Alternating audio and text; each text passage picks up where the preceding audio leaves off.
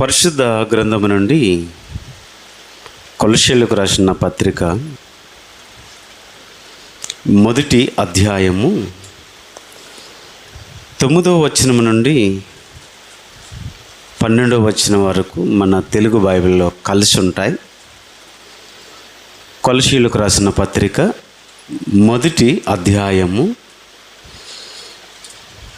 9వ వచనం నుండి 12వ వచనం వరకు కలిసి అందరము తీసినట్లయితే ఆ వచనాలు చదువుకుందాం. అందుచేత ఈ సంగతి విననాటి నుండి మేము మీ నిమిత్తం ప్రార్థన చేయటం మానక మీరు సంపూర్ణ జ్ఞానమును ఆత్మ సంబంధ వివేకం గలవారును ఆయన చిత్తమును సంపూర్ణము గ్రహించిన వారినయ్యను ప్రతి సత్కారంలో సఫల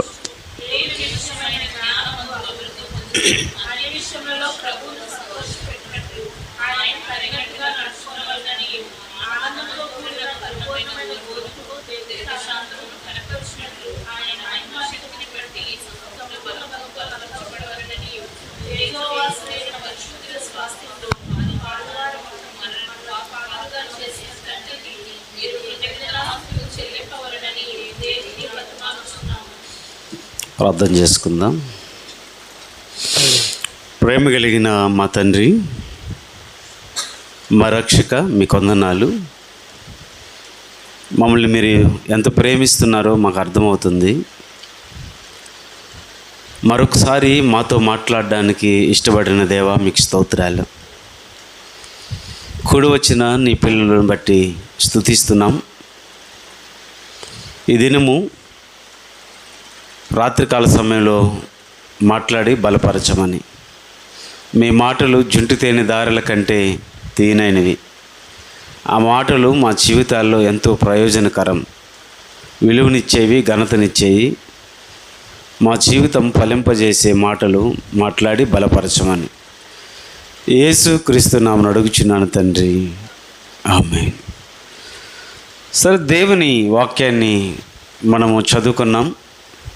కొలస్సీయులకు రాసిన పత్రిక మొదటి అధ్యాయము 9 నుండి 12 వచనాలు మనము దేవుని వాక్యాన్ని చదువుతూ వచ్చాం. ప్రార్థన చేయాలి అనే మాట మనం వింటూ వస్తున్నాం. ప్రార్థన చేయాలి, ఎలా చేయాలి అనేది అక్కడ రాస్తూ వచ్చాడు. ఒక చక్కటి అంశము మీ ముందు ఉంచాలని ఈ రీతిగా దేవుడు నాకు ఇచ్చిన ఆలోచన బట్టి మీ ముందు ఉంచుతున్నాను.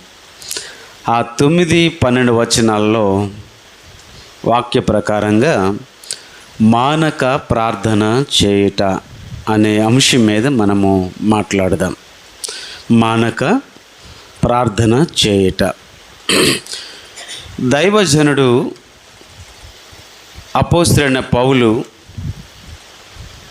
మానక ప్రార్థన మీ నిమిత్తము చేస్తాను అని అక్కడ వచనాల్లో చదువుతున్నాం.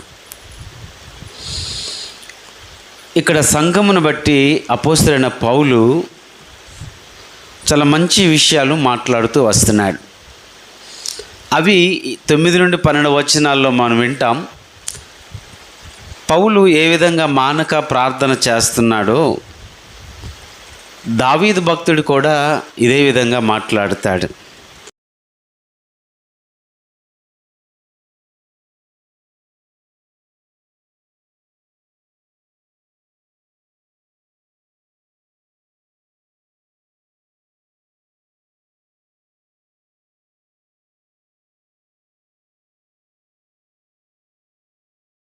నూట 9వ కీర్తన 4వ వచనంలోను,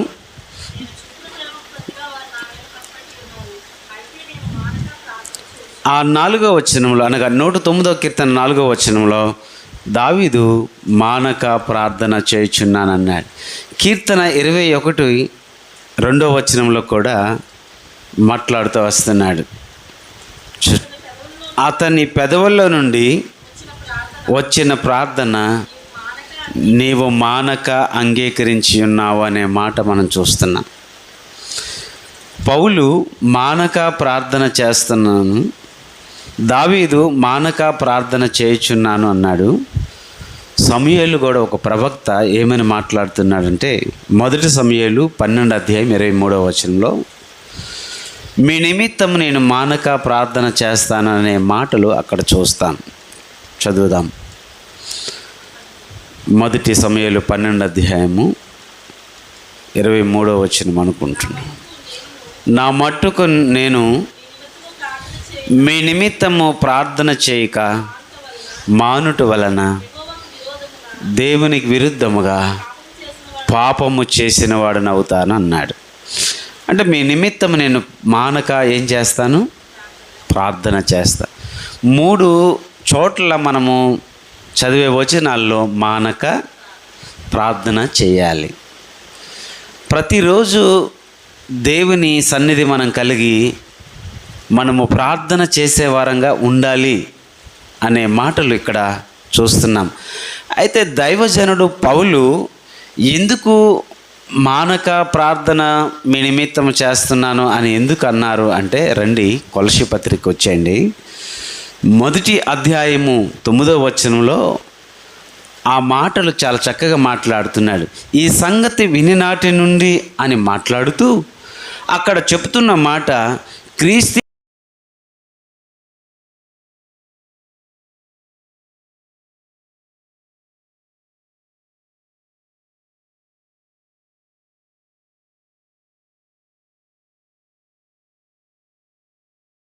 సంగతి వినినాటి నుండి క్రీస్తేసునందు మీకున్న విశ్వాసము. ఆ తర్వాత అంటున్నాడు, పరిశుద్ధులందరి మీద మీకున్న మీ ప్రేమను మేము విని రెండే 2 మాటలు మాట్లాడుతున్నాడు. ఏమనంటే, మానక మీ నిమిత్తం మేము ప్రార్థన చేస్తాము. తర్వాత ఏమంటున్నాడు తెలిసిన, మానక కృతజ్ఞతాస్తుతులు చెల్లిస్తాను. చూడండి ఆ 3-4 వచనాల్లో ఆ మొదటి అధ్యాయం 3-4 వచనాల్లో మనం చూస్తున్నాం. కొలస్సీ పత్రిక చదవండి. క్రీస్తేసునందు కలిగి ఉన్న మీ విశ్వాసమును గూర్చి పరిశుద్ధులందరి మీద మీకున్న ప్రేమను బట్టి మేము విన్నప్పుడల్లా మీ నిమిత్తము ప్రార్థన చేయుచు మన ప్రభువుకు యేసుక్రీస్తు తండ్రి అయిన దేవునికి మేమేం చేస్తున్నాం తెలిసిన ఎల్లప్పుడూ కృతజ్ఞతాస్తుతులు చెల్లించుచున్నామనే మాటలు మాట్లాడుతున్నారు. ఆ వచనాల్లో మనం చదువుకున్న 3-4 వచనాల్లో మీ నిమిత్తము మానక ప్రార్థన చేస్తున్నాము, మీ నిమిత్తము మానక కృతజ్ఞతాస్తుతులు చెల్లిస్తున్నాం. ఎవరు మాట్లాడుతున్నారు ఈ మాటలు? దైవజనుడైన పౌలు ఒక సంఘమును బట్టి, సంఘంలో ఉన్న విశ్వాసాన్ని బట్టి అలా మాట్లాడుతున్నాడు. ఈరోజు కుటుంబానికి యజమానుడు భర్త, యజమానురాలు భార్య, పిల్లలు విశ్వాసంలో ఎదుగుతున్నప్పుడు, పిల్లలు వారిలో చక్కటి ప్రేమను కనపరుస్తూ ఉన్నప్పుడు, ఆ ప్రేమలో వారు ఎదుగుతున్నప్పుడు, విశ్వాసంలో ఎదుగుతున్నప్పుడు, వారిని బట్టి వింటున్నప్పుడు, చూస్తున్నప్పుడల్లా దేవునికి మనం ఏం చేయాలి? ప్రార్థన చేస్తూ కృతజ్ఞతలు చెల్లించాలి అనే మాట వాస్తవానికి ఇక్కడ భౌతికంగా తన కొరకు కాదు, తన అవసరతల గురించి ఇక్కడ మాట్లాడట్లేదు కదా. పౌలు సంఘము నిమిత్తం ఇక్కడ మాట్లాడుతూ వస్తున్నాడు. లేక తన వ్యక్తిగతంగా భౌతికమైన వాటిని బట్టి కూడా అతను మాట్లాడట్లేదు. ఈరోజు మన కుటుంబాలు సంతోషంగా ఉన్నాయనంటే, చక్కటి ప్రేమను ఇతరుల ఎడల మనం కనపరచగలుగుతున్నామనంటే, ఆ మంచి మనసు, ఆ మంచి విశ్వాసం, ఆ మంచి ప్రేమ ఇచ్చిన దేవునికి ఎల్లప్పుడూ మనం ఏం చెల్లించాలి? పిల్లలలో ఆ ప్రేమ లేకుండా వారు చాలా క్రూషియల్గా తయారైపోతూ ఉంటే తల్లిదండ్రులకు విని ప్రార్థన చేయాలి, మార్చబడాలి అని.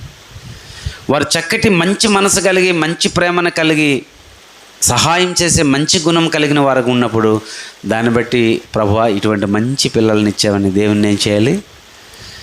పౌలు అదే చేస్తున్నాడు ఇక్కడ కదా. క్రీస్తు మీద మీకున్న విశ్వాసమును బట్టి అని మాట్లాడుతూ వచ్చాడు.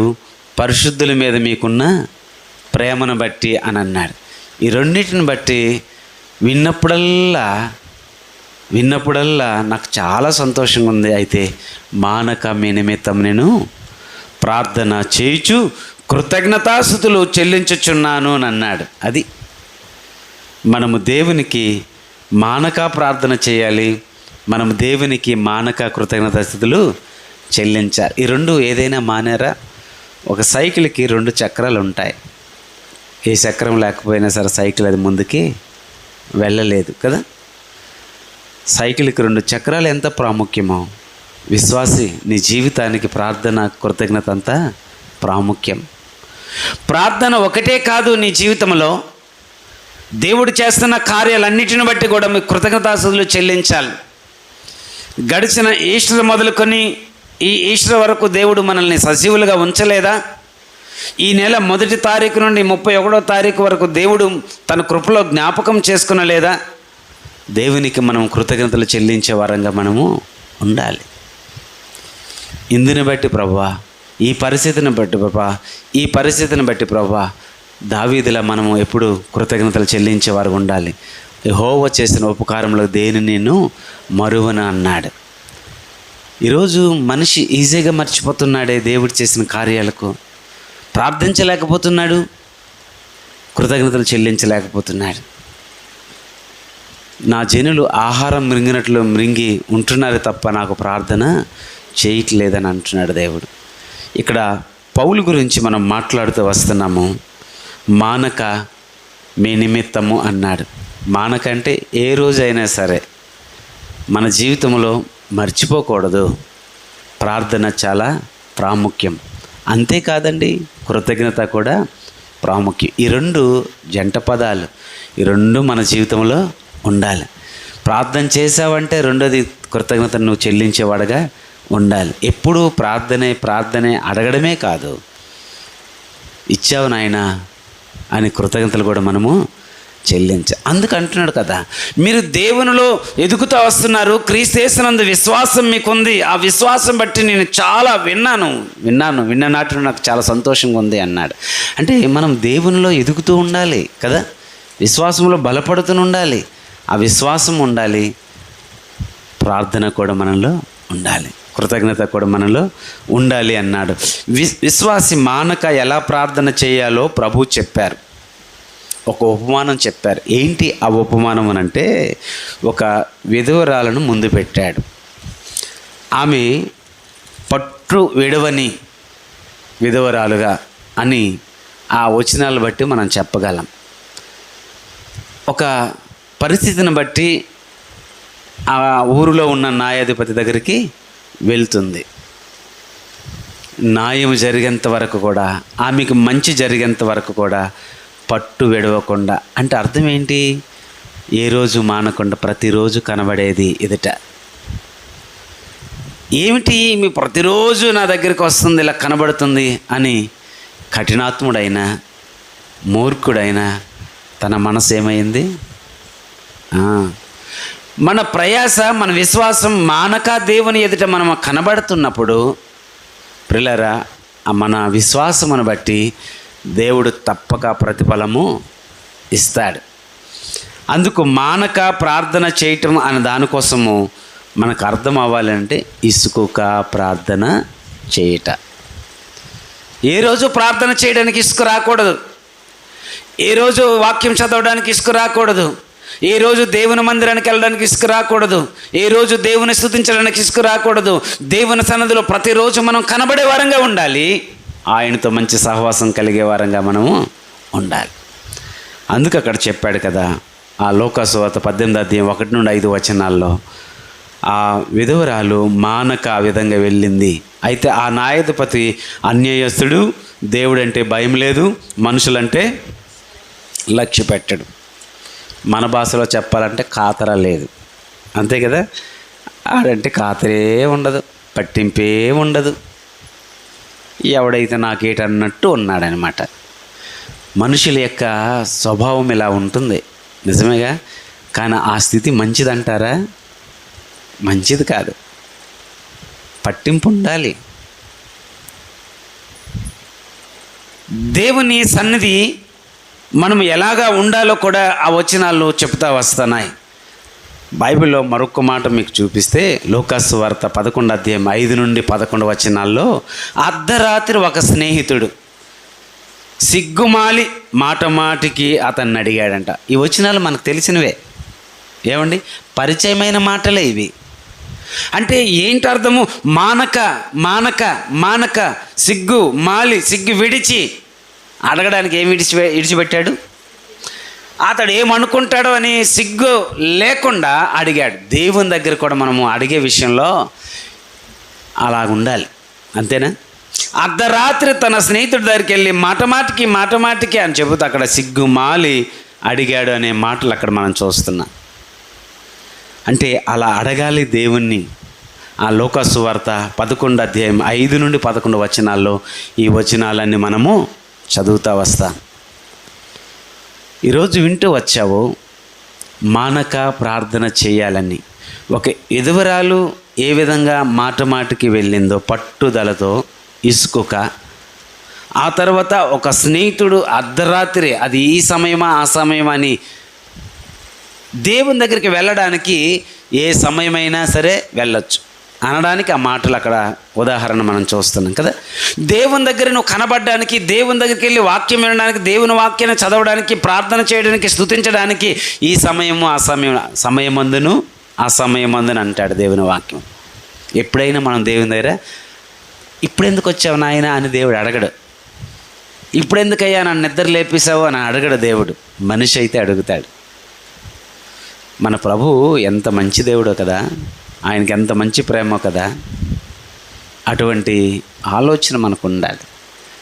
అర్ధరాత్రి ఒక స్నేహితుడు వెళ్ళినట్టు, అన్యాయస్తుడైనా సరే న్యాయాధిపతి దగ్గరికి ఎదురాలు వెళ్ళినట్టు దేవుని దగ్గరికి రావడానికి సిగ్గుపడుతున్నావా? దేవుణ్ణి అడగడానికి సిగ్గుపడుతున్నావా? దేవుని సన్నదిలో కనబడడానికి సిగ్గుపడుతున్నావా? ఇది నాకుంది ప్రభు అని చెప్పుకోవడానికి సిగ్గుపడుతున్నావా? ఇది నాకు లేదు అడగడానికి సిగ్గుపడుతున్నావా? ఏ విషయంలో సిగ్గుపడుతున్నావు? సిగ్గుపడ అవసరము లేదు అనే మాటలు ఇక్కడ దేవుని వాక్యంలో మనం చూస్తూ వస్తున్నాం. ఈరోజు దేవుని వాక్యం వింటున్నావు, వాక్యం చదువుతున్నావు, నీ కళ్ళతో చూస్తున్నావు, చెవితో వింటున్నావు. ఏం అర్థమవుతుంది నీకు? ఏం ఆలోచన చేస్తున్నావు? కాబట్టి దేవుని పిల్లలుగా మనము మానక దేవుని సన్నదిలో ప్రార్థన చేయాలి అనడానికి రండి. మరలా చూద్దాం. కొలసి రాసిన పత్రిక 1వ అధ్యాయం దగ్గరికి వచ్చేద్దాం. 9వ వచనము 10వ వచనము చదవండి. అందుచేత ఈ సంగతి వినినాటి నుండి మేము నిమిత్తము ప్రార్థన చేయటం మానక మీరు సంపూర్ణ జ్ఞాన ఆత్మ సంబంధమైన వివేకము గలవారును ఆయన చిత్తము పూర్ణముగా గ్రహించువారనై ప్రతి సత్కార్యములో సఫలగుచు దేవుని విషయమై జ్ఞానమందు అభివృద్ధి పొందును.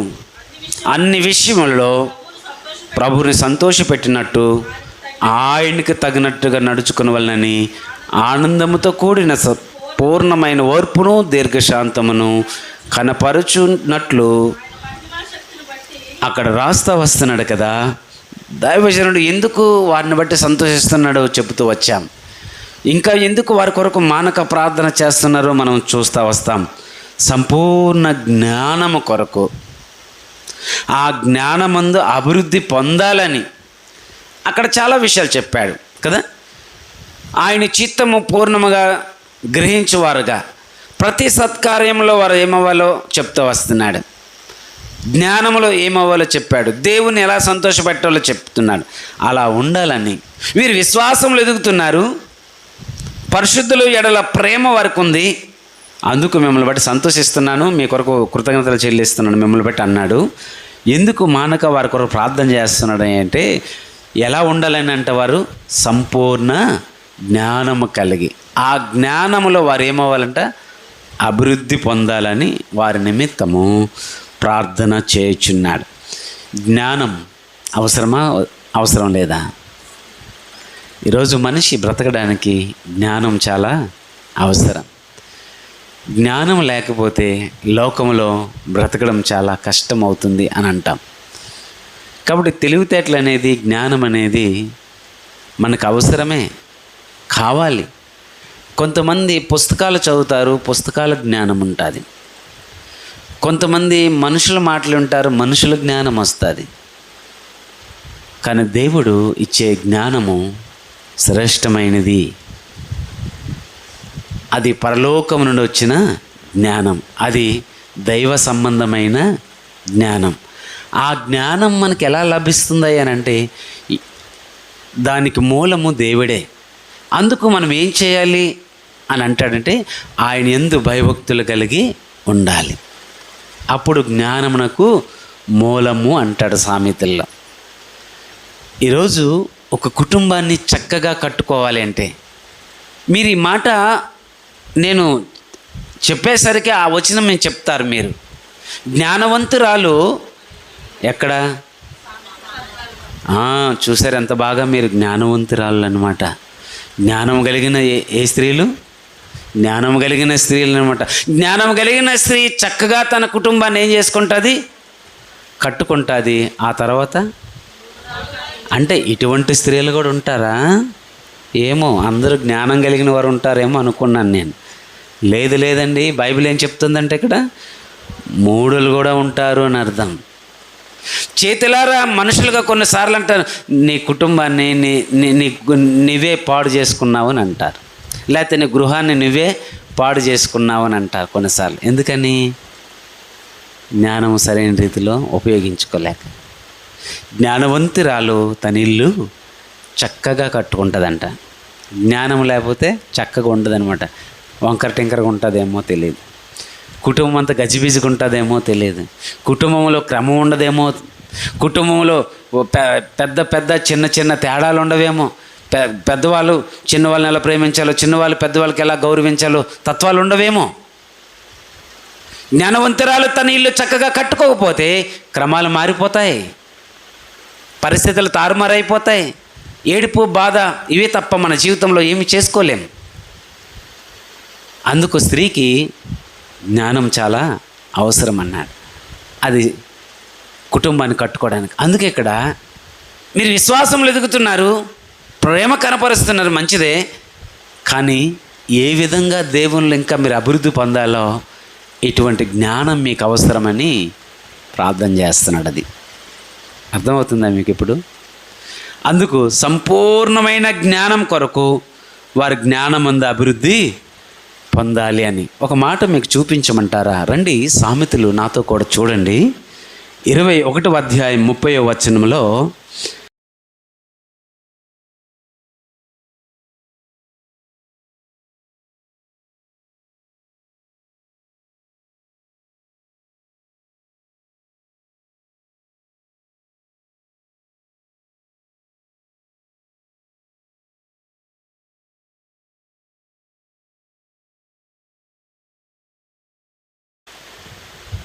ఇరవై 21:30 ఏముంది అసలుకి?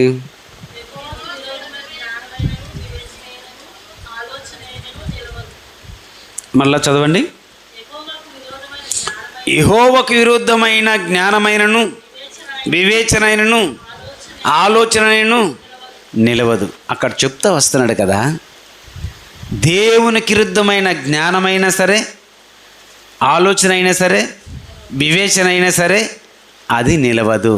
అయితే బైబిల్లో ఉంది, ఆ వచనం అధ్యాయం గుర్తు రావట్లేదు, కానీ జ్ఞానము గలవారు ఇతరులను రక్షిస్తారనే మాట చెప్తూ వస్తాడు. బహుశా 12వ అధ్యాయం ఏమో తెలియదు, కానీ చూడండి, పర్వాలేదు, ఆ మాట జ్ఞాపకం చేసుకోండి తర్వాత. కాబట్టి ఇక్కడ అంటున్నాడు కదా, దేవుని జ్ఞానమందు అభివృద్ధి పొందాలి అని అంటాడు కదా. ఆ తర్వాత కొలస్సీ పత్రికలో ఏమంటాడంటే అన్ని విషయాల్లో ఎవరిని సంతోషపెట్టాలి? ప్రభువుని సంతోషపెట్టాలి అంటాడు. ఆ తర్వాత ఏమంటాడంటే ప్రభువుకు తగినట్టుగా నడుచుకోవాలి అంటాడు. ఆ తర్వాత ఏమంటాడు? ఆయన మహిమ శక్తిని బట్టి బలపరచబడాలి అని అంటాడు.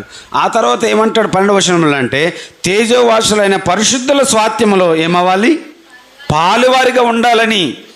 అందుకు బుద్ధి జ్ఞానము సర్వ సంపదలు దేవుని చేతిలో. అవును, 11-14 జ్ఞానము గలవారి ఇతరులను రక్షించననే మాటలు మనం చూస్తూ ఇక్కడ కొలస్సీ పత్రికలు మనం చూస్తున్నాం కదా. వారు సంపూర్ణ జ్ఞానం కొరకు జ్ఞానమందు అభివృద్ధి పొందాలని చెబుతూ అక్కడ అన్నాడు ఎలా ఉండాలో చెప్తా వస్తున్నాడు. అన్ని విషయాల్లో ప్రభువుని సంతోషపెట్టాలి. ప్రభువుకు తగినట్టు వారు నడుచుకోవాలి. ఆయన మహిమను బట్టి ఏమవ్వాలి? వారు బలపరచబడాలి. తేజోవాసులైన పరిశుద్ధుల స్వాస్థ్యముల వారు ఏమవ్వాలి? ఇది చెప్తా వస్తున్నాడు. జ్ఞానం కావాలి వారికి, ఆ జ్ఞానంలో అభివృద్ధి కావాలి. అన్ని విషయాల్లో ప్రభువుని సంతోషపెట్టాలి, ప్రభువుకు తగినట్టుగా నడుచుకోవాలి, బలపరచబడాలి, స్వాస్థ్యములు పాలువారయ్య ఉండాలి. ఇవన్నీ మనకు కావాలంటే బుద్ధి జ్ఞానం సర్వసంపదలు కొలసీలు 2 అంటాడు 3వ వచనం కదా. ఎవరి చేతిలో ఉన్నాయి? ఆయన చేతిలో ఉన్నాయి. ఆయన యందే ఉన్నాయన్న. బుద్ధి జ్ఞానము సర్వసంపదలు ఆయన యందే గుప్తమై ఉన్నాయని అంటాడు. కొలసీ పత్రిక 3:16 వచనంలోను సమస్త విధములైన జ్ఞానముతో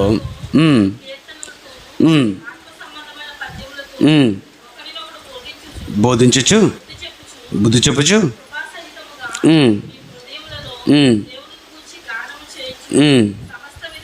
సమస్త విధములైన జ్ఞానముతో క్రీస్తు వాక్యం మీలో ఎలా ఉండాలి? సమృద్ధిగా నివసించాలి. దేవుని వాక్యం ఒక మాట చెప్పాలంటే, ఇంటిలో సమృద్ధిగా ఉంటే ఆర్థిక పరిస్థితిని బట్టి ఇబ్బంది పడతారంటారా? మనలో జ్ఞానం, మనలో విశ్వాసం, మనలో భక్తి, మనలో వాక్యం, ఇవన్నీ ఒక్క మాట అన్నాడు, వాక్యం కోసం చెప్పాడు.